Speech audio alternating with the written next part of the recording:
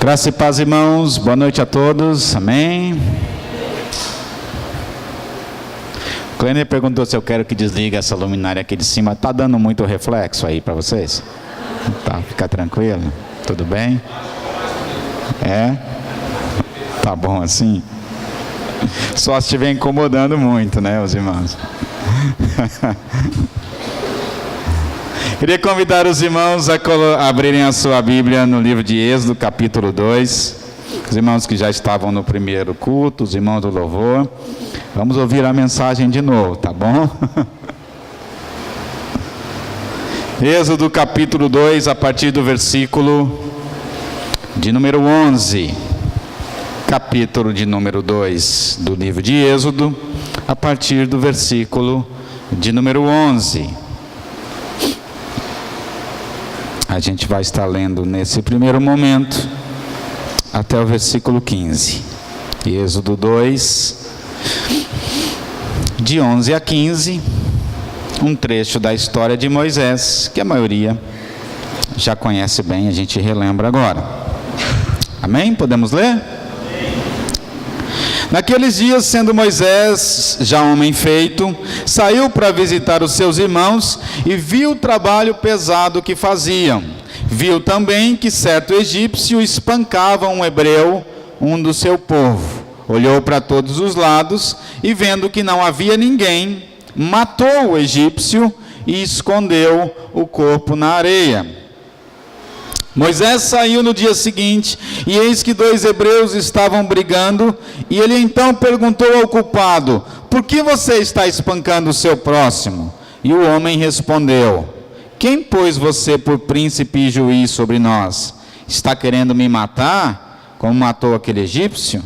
Moisés ficou com medo e pensou: com certeza já descobriram o que eu fiz. Informado deste caso, Faraó quis matar Moisés. Porém, Moisés fugiu da presença de Faraó e foi morar na terra de Midian. Vou fazer uma pergunta aqui, ver se vocês me ajudam. Quem sabe o nome daquele rapaz que, na noite em que Jesus foi traído, Pedro cortou a orelha dele? Quem sabe o nome dele? Quem sabe? Alguém sabe? Quem sabe, vem falar aqui para mim no microfone, aqui em cima. Não, aqui. Quem vem falar aqui? Quem sabe, vem falar aqui. Pastor não pode, tá?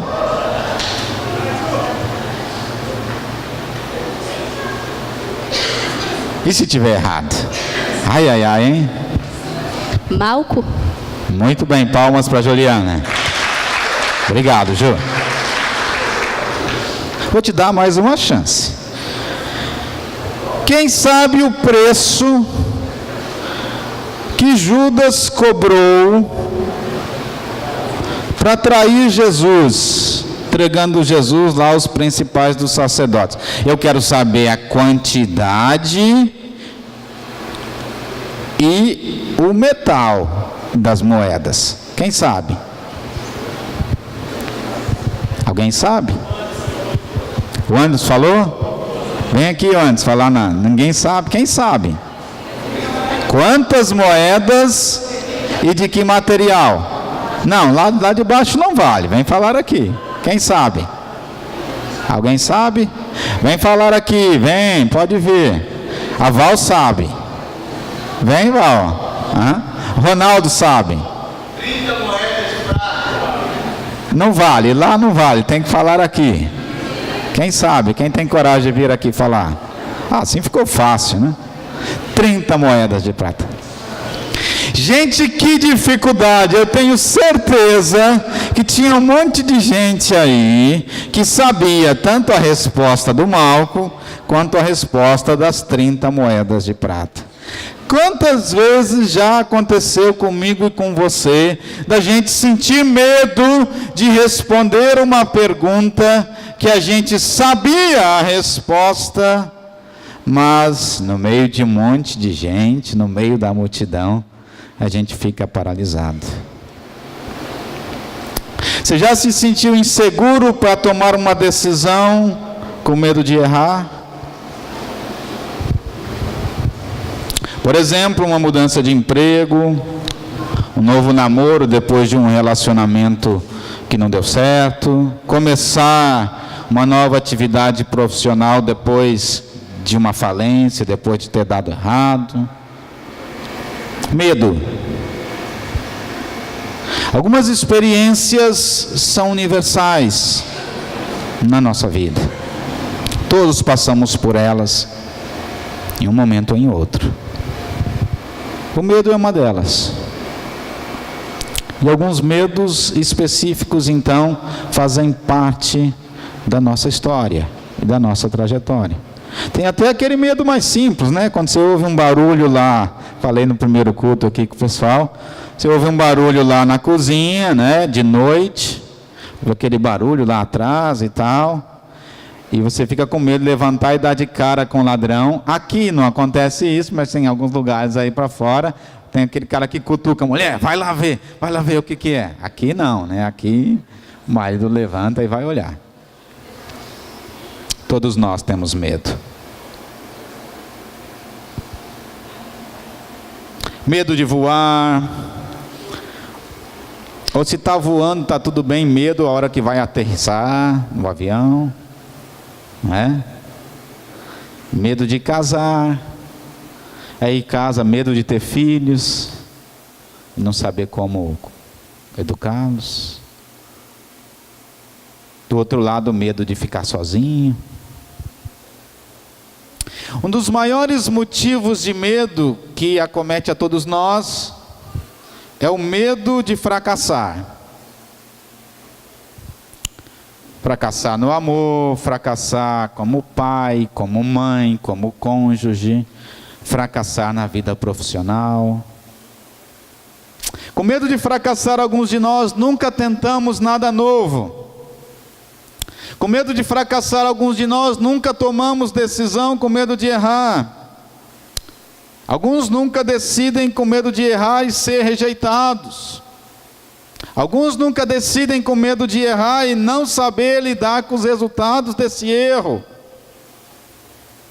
Nunca avançam porque o medo do fracasso os paralisa.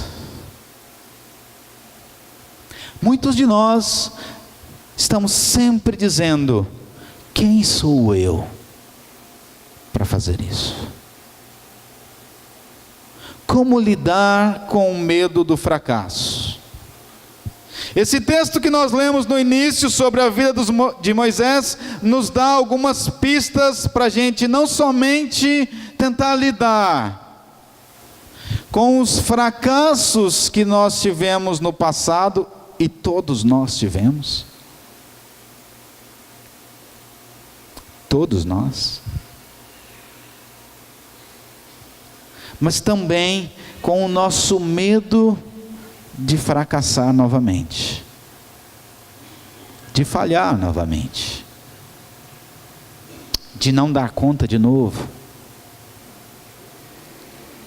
O contexto dessa passagem é o seguinte: Moisés é aquele cara especial, você conhece a história, não é? No meio de uma situação dramática em que os filhos homens dos israelitas escravizados no Egito estavam sendo assassinados, Moisés escapa, não é? Milagrosamente, e naquela cestinha no rio Nilo, não somente Deus livra a vida dele, como o direciona diretamente para a mão da filha do faraó, e aquele menino cuja a vida estava fadada a ser ceifada logo no início, se torna o príncipe do Egito.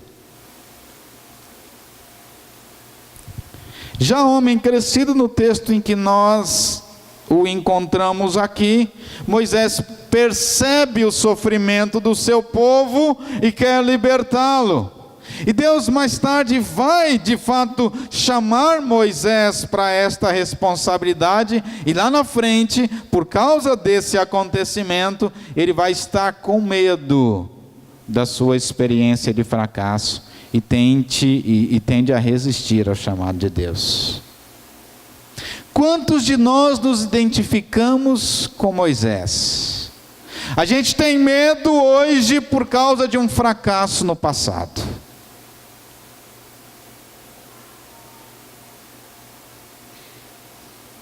Medo porque nos sentimos pequenos e temos medo de fracassar novamente. E aí o texto bíblico nos ensina algumas coisas de como Deus tratou o medo de Moisés e como Deus nos conduz a fim de que possamos vencer os nossos medos. Então eu queria pensar com você algumas orientações que a gente recebe da palavra de Deus. Ao lidarmos com o medo do fracasso, precisamos entender, em primeiro lugar, se você vai anotar, que os nossos fracassos não são o fim da nossa história. Você pode repetir comigo? Os nossos fracassos não são o fim da nossa história.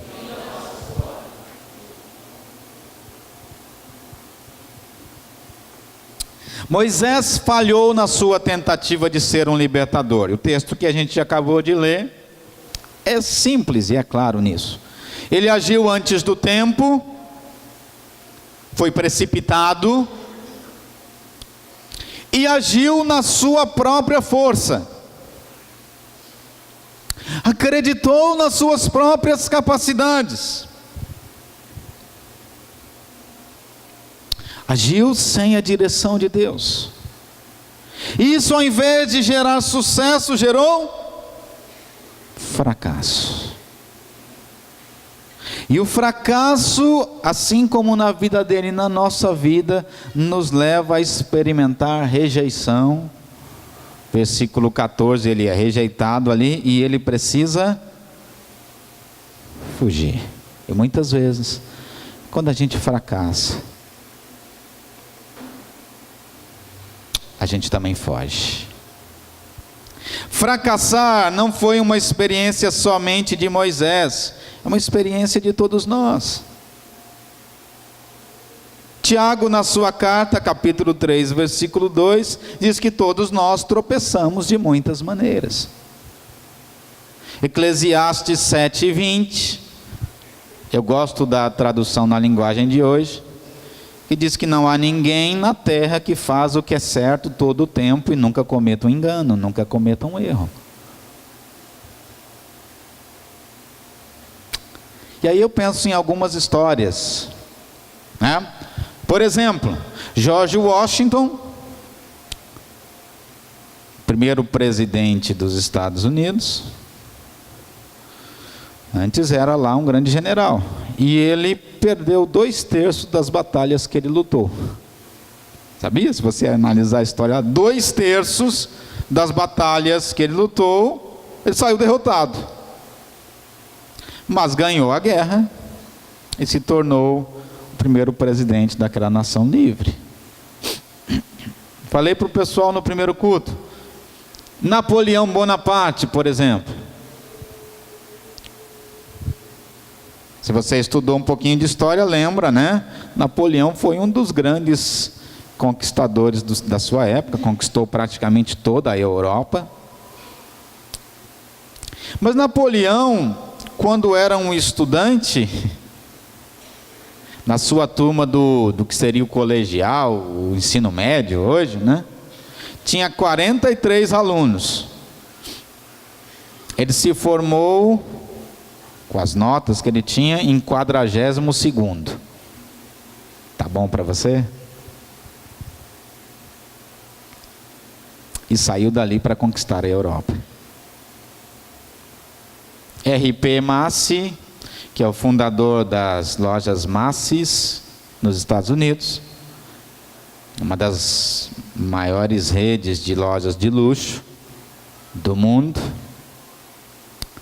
experimentou 7 vezes a falência antes de abrir a sua primeira loja de sucesso.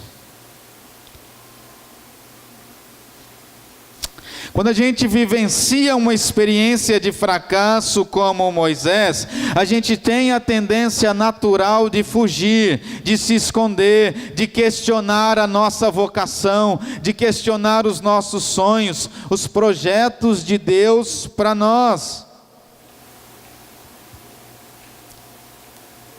E aí o que se torna o nosso grande fracasso é que a gente desiste de tentar, a gente decide parar de tentar.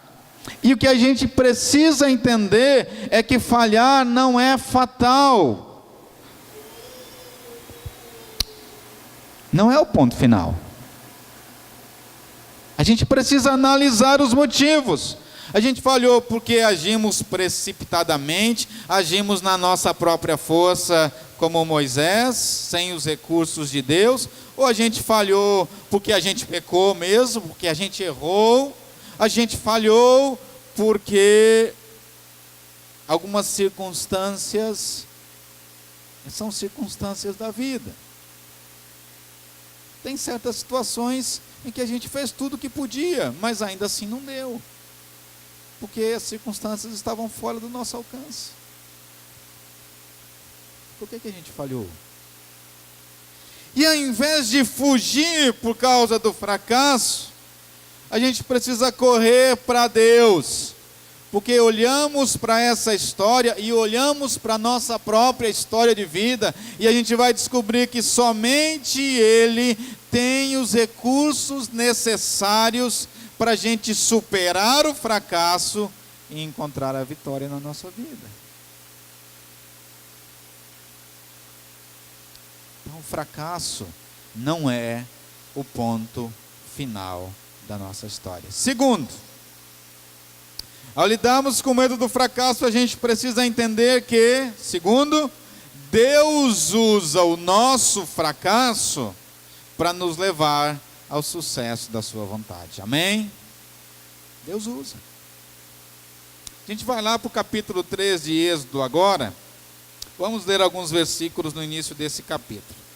Muitos anos passados, 40 anos passados, Moisés, o príncipe do Egito, agora é um reles pastor de cabras lá no deserto, esquecido, escondido, sem perspectiva.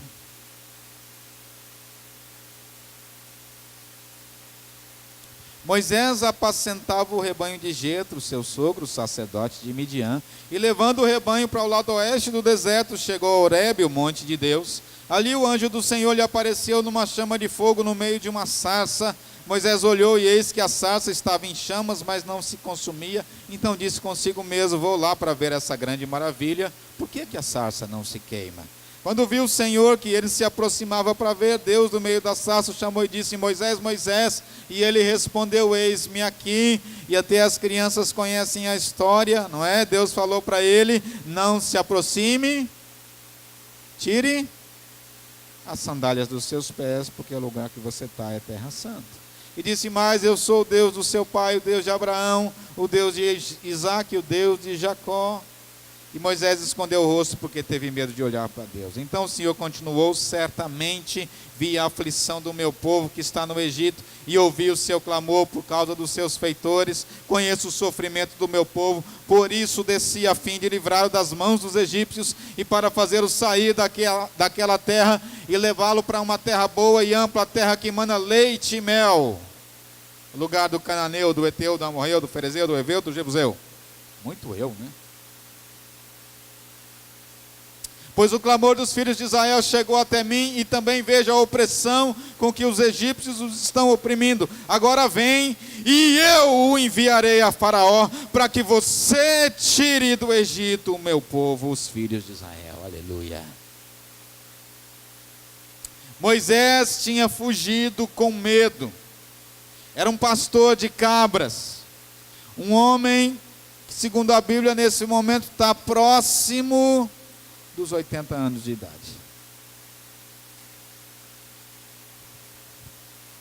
Era uma humilhação para quem tinha uma cultura egípcia ser pastor de ovelhas, de cabras, de bodes. Foi um processo de muitos anos para deixar Moisés menos dependente de si mesmo e mais dependente de Deus. O fracasso de Moisés o levou a um contexto para ser achado por Deus. O quebrantamento de Moisés o levou a um contexto de um encontro com Deus. A ver o milagre da presença de Deus na vida dele.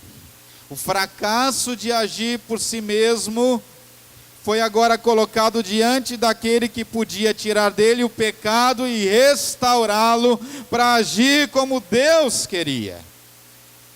E muitas vezes acontece conosco, o deserto do fracasso é um local de aprendizado. Moisés foi disciplinado e viu que a sua força não levaria a nada. Teve o caráter formado para o que Deus queria dele. Paciência de um pastor de ovelhas, né? Que precisa passar ali dia após dia naquele lugar, correndo atrás, tem um bode que escapa, que vai para lá, tem um carneiro, e puxa daqui, puxa de lá, a paciência. Porque depois, nos próximos 40 anos, ele lidou com um povo muito difícil. Um povo que só sabia reclamar. E Deus, durante o tempo de deserto, preparou Moisés para a tarefa. Porque aquele Moisés lá de trás, na primeira vez que o povo falasse assim, chegou diante do Mar Vermelho, quem dera que a gente tivesse morrido no Egito. Moisés já fala, Deus, mata esse povo logo, não aguento mais. Não é? Mas Deus tinha tratado na vida de Moisés para ele fazer o que Deus queria que ele fizesse. A tarefa era grande, mas o homem agora era pequeno e grande era o Deus que estava com ele. Você está num deserto com medo, você fracassou no passado e Deus tem um projeto para a sua vida em alguma área e você hoje acredita que você não pode. Você está escondido, achando que como Moisés não tem mais jeito para você. Deus usa o nosso fracasso para nos transformar através dele e do deserto que nós passamos, para fazer dele um sucesso lá na frente. Terceiro, ao lidarmos com o medo do fracasso, a gente precisa entender também que o sucesso é andar debaixo da graça de Deus. Capítulo 3, no versículo 11, olha o que acontece. Então Moisés perguntou a Deus, quem sou eu? Quem sou eu para ir a Faraó e tirar do Egito os filhos de Israel? Moisés tinha fracassado e agora ele está com medo. Quem sou eu? E quantas vezes nós temos enfrentado essa pergunta na nossa vida? Quem sou eu? Porque a gente fracassa. A gente fracassa tantas vezes como filho. A gente fracassa como pai. A gente fracassa como esposo, como esposa. A gente fracassa nos ministérios que Deus coloca na nossa mão. A gente fracassa na nossa vida profissional. E a gente fica com medo de fracassar de novo. E a gente fica com medo de ser rejeitado por causa do nosso erro. E a gente se sente incapaz de chegar aonde Deus quer. Mas aí quando a gente se encontra naquela situação como Moisés estava, a gente precisa conseguir abrir os olhos e ver que a graça de Deus levou Moisés a vencer o medo e tomar o caminho e a decisão que o Senhor tinha para ele. E naquele dia Deus definiu para Moisés um propósito de vida, tirar o povo do Egito. Mas Deus não mandou mais ele ir sozinho, na sua própria força, na sua própria capacidade. Deus ofereceu para ele algumas coisas nesse texto que são muito importantes. Deus ofereceu em primeiro lugar a sua presença. Capítulo 3 e versículo 12, Moisés diz, quem sou eu? Deus diz, eu serei contigo. você não é nada mesmo, Moisés. Mas eu sou contigo. Mas eu vou com você. A presença de Deus vai com Moisés até o fim do projeto. E qual era o projeto de Deus para ele? Levar o povo para adorar a Deus no deserto. Mas Deus não ofereceu somente a sua presença. Moisés continuava inseguro, porque aquele peso do erro que passou continuava sobre a vida dele. Eu já tentei.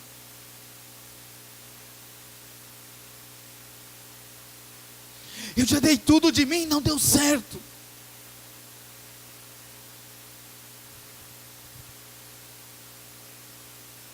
E ele começa a perguntar, diz, mas quando eu vier aos, versículo 13, quando eu vier aos filhos de Israel e eles disseram, Deus de vossos pais me enviou, e eles me perguntarem qual é o seu nome, o que eu vou falar? E Deus oferece a ele a sua pessoa. Versículo 14, você vai dizer, eu sou o que sou, me enviou.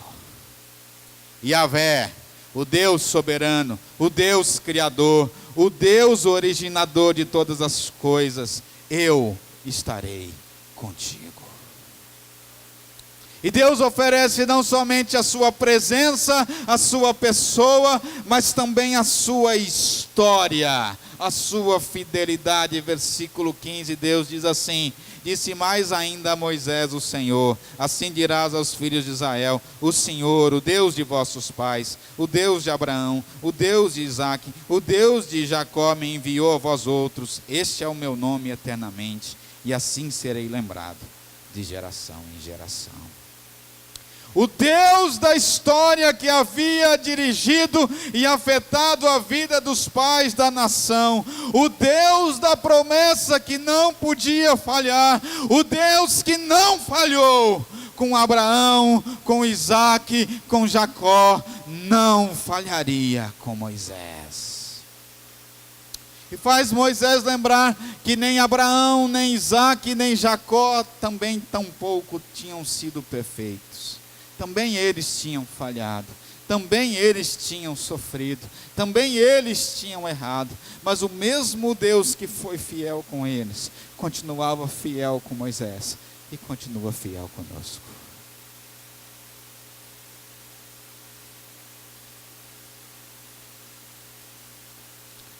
Porque o nome de Deus estava em jogo. E a história de fidelidade de Deus ia se repetir. Mas Deus não ofereceu só isso, porque Moisés continuou temeroso. E a gente vai para o capítulo 4. Deus ofereceu para ele também o seu poder. Talvez você possa dizer, pastor, o problema não é com Deus, o problema é comigo. Eu acredito que Deus pode fazer. Eu creio que Deus tem poder. O problema não é com Deus. O problema sou eu. O senhor não conhece, não sabe o tanto que eu tenho falhado. As dificuldades que eu tenho. As limitações que eu tenho. Deus encontra Moisés no deserto, quebrado, moído, idoso.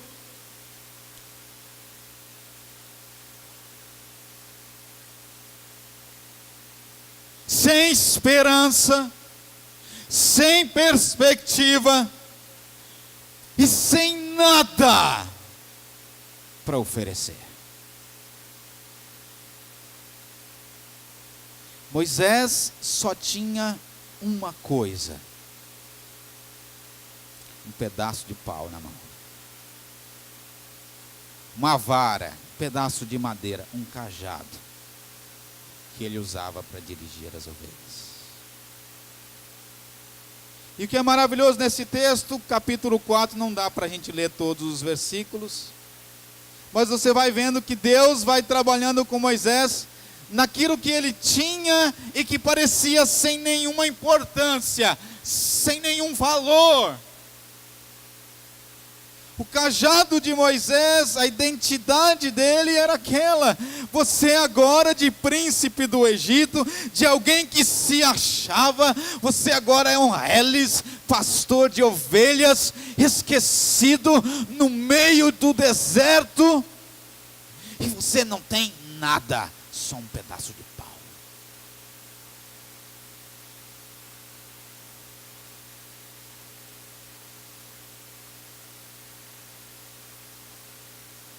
E Deus fala para Moisés: daqui esse cajado, eu vou te mostrar o que é que eu posso fazer. E com aquele cajado Deus usa tudo aquilo para mostrar o poder dele. Vocês conhecem a história. Deus manda Moisés jogar no chão e vira uma cobra, e ele pega de novo, vira cajado. E depois, durante todo aquele processo de convencer o faraó a deixar o povo ir, Deus faz os milagres através de Moisés, usando o cajado. É só o que ele tinha. Já tinha passado a força, a vitalidade. É capaz que ele já tinha até esquecido aquele monte de coisa que ele aprendeu lá, não é, da sabedoria do Egito. Ele só tinha o cajado. E Deus então naquele dia transforma o exterior, mostra para Moisés: com aquilo que você tem na mão eu te dou o poder para transformar o que está em volta. Mas Moisés continuava resistente, porque ele dizia: eu sei que o Senhor pode usar o cajado, o problema sou eu, está aqui dentro. Os versículos 6 a 8, lá do versículo 4, olha que interessante. Disse-lhe mais o Senhor: mete agora a mão no peito, põe lá a mão dentro da sua túnica no seu peito. E Moisés o fez, e tirando a mão estava leprosa, branca como a neve. Versículo 7, disse ainda o Senhor: torna a meter a mão no peito. E ele a meteu no peito novamente, e quando a tirou estava limpa. A lepra no Antigo Testamento era um símbolo de pecado, de algo interior. E às vezes, irmãos, a gente acha que não pode fazer porque a gente pecou, porque a gente errou, porque a gente falha, porque a gente tem ainda uma luta com alguma coisa, porque a gente tem ainda uma dificuldade.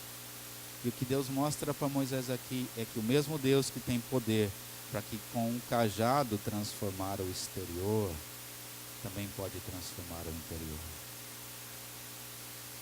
Também pode tirar a lepra. Também pode deixar limpo. E aí Moisés põe um último empecilho. O que era? Capítulo 4, versículo 10. Então disse Moisés ao Senhor: Senhor, eu nunca fui eloquente. Ele era gago. Tinha uma dificuldade tremenda de falar. Eu nunca fui eloquente, nem outrora, nem depois que falaste ao teu servo, pois sou pesado de boca e pesado de língua. É esse cara que eu vou usar, diz o Senhor. Você acha que você não tem capacidade? Olha para Moisés. Senhor, o Senhor quer me usar para tirar o povo do Egito, para falar com o faraó, o homem mais poderoso dessa terra. Já pensou? Deus fala para você: olha, eu vou usar você, fazer uma transformação nesse mundo. Vai lá conversar com Trump. Vai lá dentro. Aí o dentro vai dizer: eu, Senhor? Gago.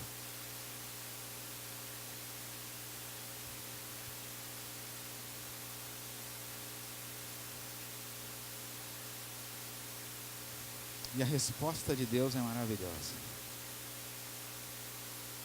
Versículo 11 do capítulo 4. Respondeu-lhe o Senhor: quem fez a boca do homem? Quem é que fez?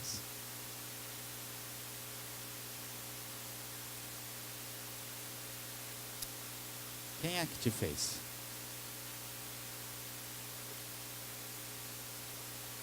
Quem é que fez aquilo que você acha que você é fraco? Aquilo que você acha que não tem capacidade?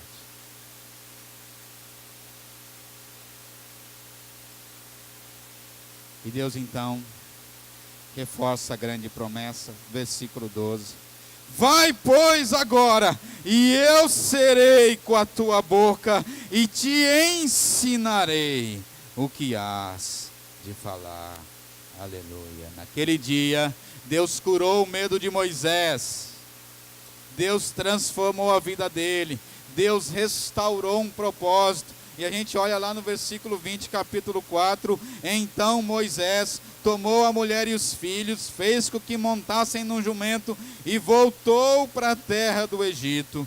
E Moisés levava na mão, versículo 20, capítulo 4, olha aí na sua Bíblia. Versículo 20, capítulo 4, olha aí na sua Bíblia. E Moisés levava na mão uma metralhadora AR-15.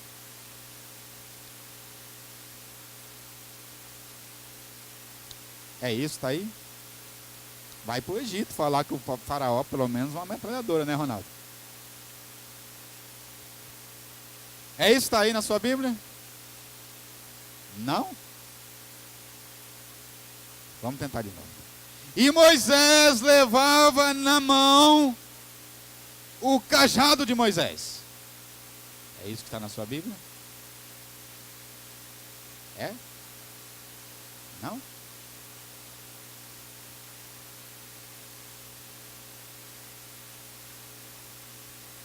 E Moisés levava na mão o cajado de Deus, o bordão de Deus. Não era mais o bordão, não era mais o cajado de um pastor de cabras, era o bordão de Deus.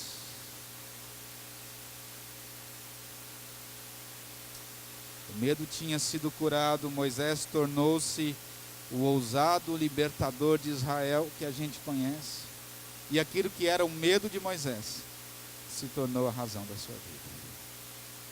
Eu quero concluir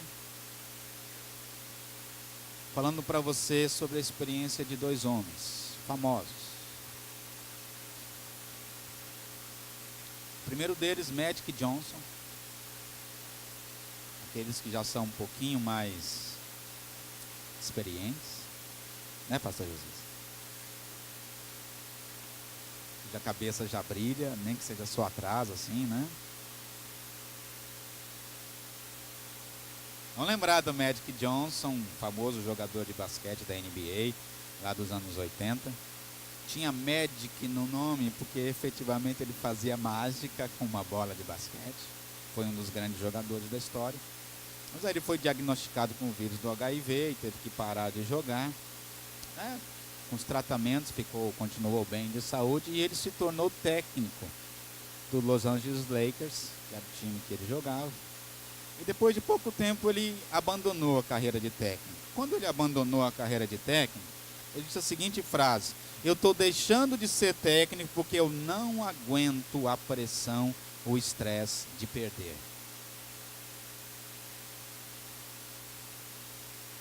Como Magic Johnson, muitos de nós acabamos não fazendo na vida aquilo que Deus quer, porque a gente tem medo, não aguenta a pressão de fracassar, a possibilidade de perder, de errar.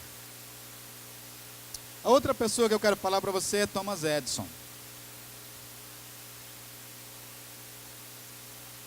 Talvez você já ouviu essa ilustração da história de Thomas Edison. Aos 8 anos de idade, Thomas Edison foi expulso da escola porque os professores o consideravam lerdo e indisciplinado. E a sua mãe o educou em casa. Aos 10 anos, ele já tinha montado em casa o seu primeiro laboratório de química. Aquele homem registrou durante a sua vida, mais de 1.300 invenções, algumas das quais fundamentais para a nossa vida moderna. Eu falei aqui, pessoal, primeiro culto, você só tem iluminação aqui assim, bacana hoje, porque Thomas Edison inventou a lâmpada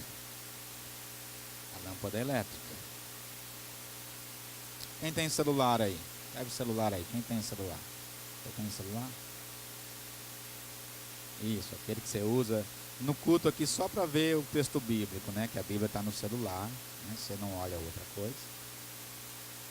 Você só tem celular, por exemplo, porque Thomas Edison inventou a bateria. Depois foi avançando e ficou pequenininha como está agora, mas a invenção foi dele. Aquele cara que aos 8 anos os professores disseram que era lerdo, que não servia para nada, que não dava nem para ficar na escola. Mas a história mais interessante é quando ele foi criar a lâmpada elétrica. Ele, nas experiências para criar a lâmpada elétrica, alguns de vocês conhecem essa história, ele fracassou tentando criar a lâmpada mais de 1000 vezes. Ele fez a experiência tentando e fracassando mais de 1000 vezes. Um dia um repórter perguntou para ele se ele não se desanimava com tantos fracassos. E ele respondeu: eu não falhei nenhuma vez.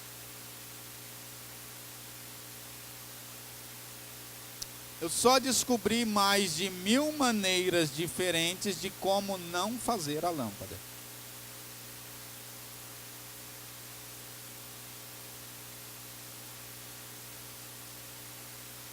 Graças a eles a gente tem iluminação.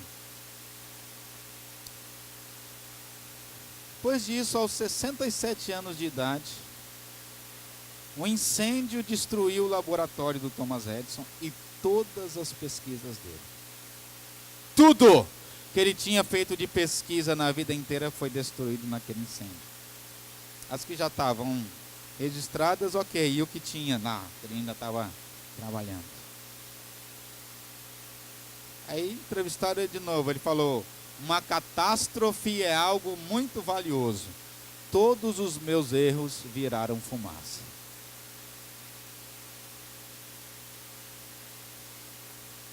Graças a Deus, podemos começar tudo de novo. Foi o que ele falou. 3 semanas depois, ele conseguiu apresentar o seu primeiro fonógrafo, que deu origem ao toca-discos, que deu origem a todos os aparelhos que tocam músicas e que você ouve hoje.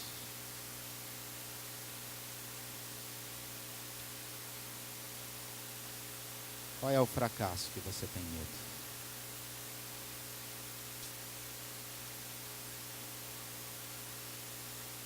O que é que marcou a sua vida? Que te trava hoje?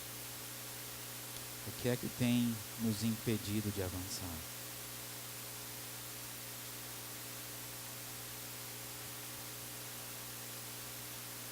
Quando a gente está com medo porque a gente fracassou, medo de fracassar novamente. O que eu vejo nesse texto e nos textos bíblicos é que a solução não é segurança, falta de problemas, a suposta paz. Dificilmente a gente tem isso na vida inteira, o tempo todo. A solução é o amor de Deus, é sentirmos a presença de Deus, é sentirmos que aquele Deus que estava lá com Moisés diz: eu estou contigo, está com a gente. Sentimos que apesar de a gente não ter o poder de controlar todas as situações, porque Deus nos ama, Ele tem o controle das nossas situações incontroláveis.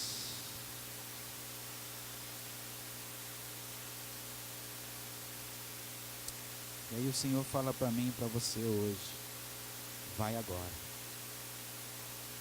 Vai agora porque Ele tem um projeto para a minha vida e para a sua vida. Vai agora porque Deus ainda quer te usar.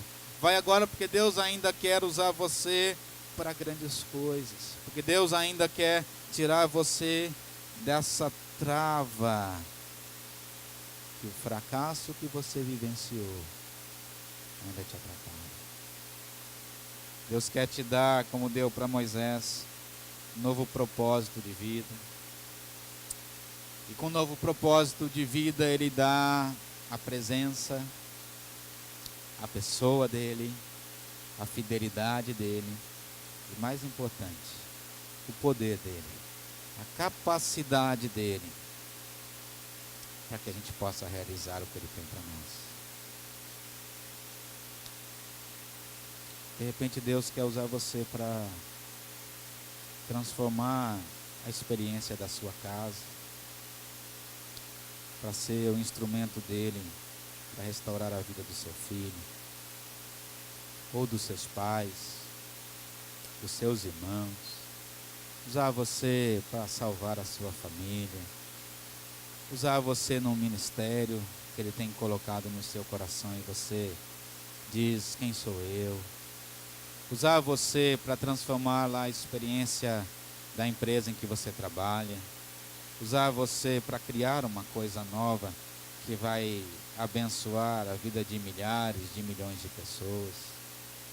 Usar você para transformar a vida do seu vizinho, da sua vizinha, de alguém que precisa da sua ajuda.